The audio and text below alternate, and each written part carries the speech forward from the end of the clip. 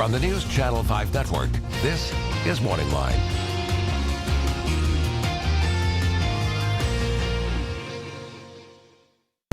Good morning, everyone. Thanks for joining us on Morning Line. I am Nick Barris. It is Monday.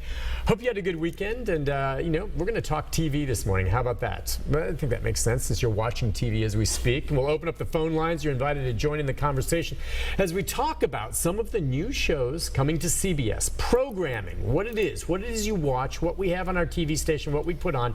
This is your chance this morning if you want to call in, ask questions as we show you some clips for some of the new programs that are about to start, but also talk about what shows you like, if you have questions about any programs in the past, or if you have a suggestion for our programming director here, who's the one, you're hard-pressed to find anyone that knows more about TV than Mark Binda. Good morning to you, sir. How are you? Good to see you. The truth is, you and I go way back. He's a great guy. He's a good friend of mine, and I've learned more from you about TV, and I always try to stump him with questions and things like this. Can't be done when it comes to TV. The 6 degrees of Kevin Bacon and all that. I've tried pulling that off. But thanks for coming on. Maybe if you would, just for our viewers, and we'll open up the line 737-7587, but so that they know what kind of questions they can ask. Tell them what, and I know it's evolved, a programming director does for a TV station like us. Okay.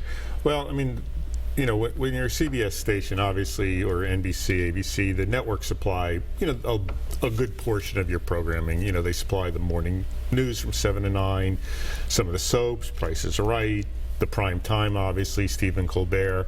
But then there are those times of the day where you have to fill in locally, and stations such as Channel 5 tend to use a lot of news. You know, we've got the 3 hours in the morning and 4 o'clock, 5 o'clock. But then you can't. Well, you could, but most stations don't do news in every single hour they've got to fill. So you have to buy other programming to fill in the day, and that's what we call the syndicated programming. In our case, it would be shows like Ellen and Rachel Ray, Inside Edition, Dr. Phil's a syndicated show, Dr. Oz, Wheel of Fortune. Those are the kind of shows that TV stations buy to fill in the rest of their day. So as a program director, you're really in charge of the lineup, putting that all together. So you're filling 24 hours a day, and then you're always dealing with things that come up. If for instance today the networks break in with news about what's going on in New York and New York and Jersey, it might affect our programming schedule, and then there are little moves you have to make to handle that sometimes. Right, and oftentimes you're one of the first phone calls, for instance, like the weather team will make if we have to break in, as we've often done when there's severe weather, wall-to-wall coverage. And that's where you have to kind of just evaluate what are we going to do with all these programs. And a lot of people say, hey, I missed my soap today, or I missed the program this evening, and you try to make it up to them. Right. And a lot of times we'll try and run the soap overnight, if possible, those kind of things. Okay, and you only have so much, though, right? We still have to abide by the scheduling of the networks, like when sometimes a favorite primetime program is moved from Thursday to Monday or something along those lines, or is canceled even. That's not you. No, that's not us. That is the network deciding to cancel or move a program around. Right. That's anything really between 7 and 10 is usually the network. I mean, so if they're moving a show, like for instance NCIS LA is moving from Monday to Sundays this year, that's a network decision. Okay. So, when football runs long and pushes 60 minutes later, that's nothing we have any control over. Yeah, but you still get those calls. The number one call we got all year last year was, why is The Good Wife running at 8:44 instead of 8 p.m.? Yeah, football pushed it back or whatever along those lines. Well, you also, even though you don't have a hand in the development of these programs, and it comes from the network, get a sneak preview of some of the new shows that start. If you would also explain to people, we all know there's Nielsen ratings and how things go and when programs come out. What is the fall season and the announcement of these new programs the big exciting time, and what other times of the year does it come about? Well, I mean, fall is traditionally the start of the new season. I mean, that's been time immemorial since you and I were kids. It was always the fall, but that is changing a lot. A lot of shows are now coming out. I mean, fall's still important, but people are rolling out shows in January, for example.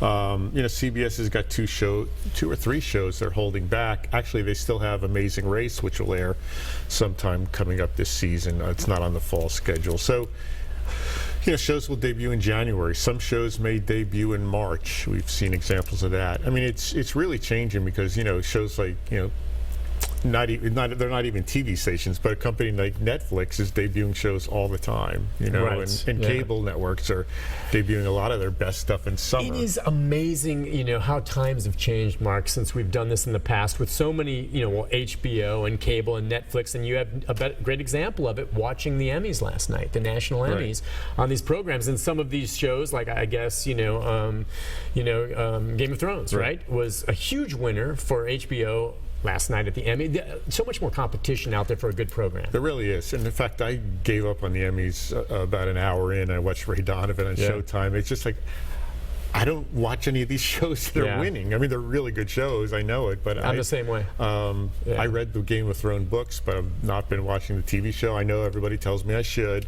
Yeah.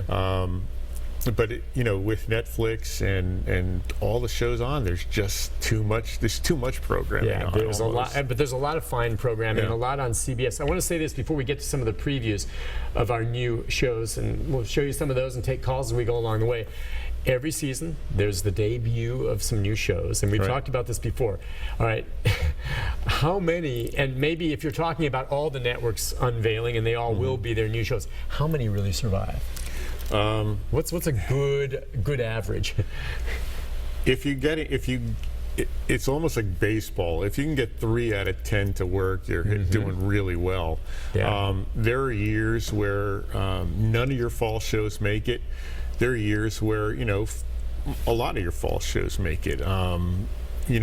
Typically CBS is debuting 3 shows this week, 6 shows total this fall. You'd hope 2 of them work. That's just the law of averages. And when you say work, meaning that they're renewed for another season, or because when one really does hit, like any of the CSIs, they'll go on for years. Right. Okay, which means it's a huge payoff if you get a hit show. So when you say work, meaning that if one of these shows or 2 of them out of these 6 work, that means they'd be renewed for next year, or are you saying work? They'll be around for several years. Well, I mean, you want to get to year 2, obviously. Okay. I mean, so that's key. A lot of shows will, CBS will say, it's done well enough, we'll renew it for the full season. So a lot of these shows are guaranteed 6 episodes or guaranteed 13 episodes. What you'll see is maybe by October, November, CBS will say, we think Bull's got a chance, and let's give it the full 22 episodes. So, but the real key is getting to year 2. What's so interesting too, when you think of how many fail, Mark, if you would, development of a show. I mean, it costs a lot of money just to get to this point, to get even to have an idea, and whoever it is that pitches these shows to have it become a program. I mean, there's a lot invested in it. Sure. Yeah. I mean, you've got to. There's somebody's got to write a script, somebody's got to come up with the idea. So, just to buy the idea, and then you've got to, CBS says, well, I like that idea, let's go to script on it, and then we like that script, let's actually shoot a pilot. Then let's go get the actors who are going to do it. Get a couple of stars and whatnot. Yeah. So it does get very expensive. And for every, for these 6 shows, CBS probably developed maybe 4 times that many concepts. Maybe they had 24 shows they were looking at, and these are the 6 that they actually, settled on. Came out. So sometimes I scratch. Sometimes I'll see a show and I'll go, boy, I can tell that's gonna be hit. And others, I say to myself, how did that even get in the pipeline? Right. What on earth? I have a good friend of mine who you've met, who is a former CBS executive. That's been on the show, and he told me, some of these crazy meetings sometimes when they're doing development, and just sometimes how the whole room could be missing the fact that this show is gonna bomb, or that this one that they're not paying attention to is going to do well. And I guess just like anything, it's hard to predict. Yeah, it's really hard to predict. I mean, CSI is a good example. I think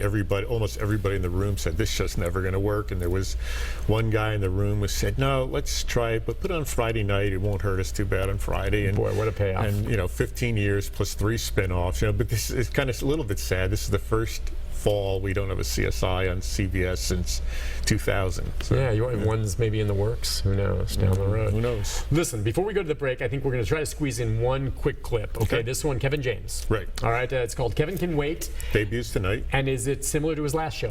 I mean, you'll see so many similarities. It's based in King of Queens. Kevin, I was married to Leah Remini. They didn't have kids. I would say this is King of Queens with kids. It's a little different. He's a retired cop, so he's now going going to be a stay-at-home dad.